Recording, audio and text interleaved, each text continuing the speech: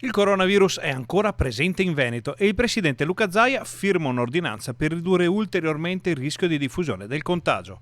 Il governatore chiede infatti ai veneti di prestare la massima attenzione. Si può dire che la situazione è assolutamente affrontabile e definirei una situazione di tranquillità per il Veneto.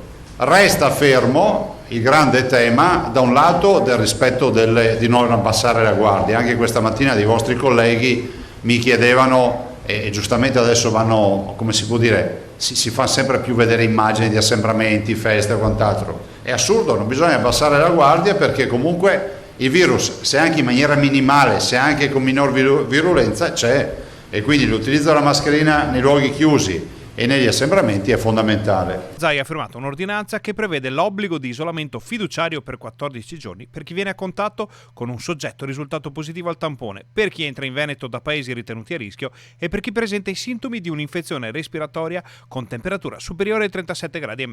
Il provvedimento porterà anche a un maggior controllo per chi entra dall'estero per necessità lavorative come le badanti, ma vale anche per i veneti che si spostano per turismo. Dall'altro, come vi ho detto l'altro giorno, c'è il grande tema del virus in importazione. Qualcuno dice: ma Zaia fa tutto sto casino per 5 contagiati. Allora, premesso che stiamo parlando di vite umane e stiamo parlando di salute pubblica, io non faccio nessun casino, sto semplicemente dicendo che dopo mesi di lockdown, dopo sacrifici che i veneti hanno fatto, trovo assurdo che ci andiamo a prendere il virus da fuori e ce lo portiamo a casa. Chi, in caso di positività e sintomi, si rifiuta di essere ricoverato, deve essere segnalato all'autorità giudiziaria.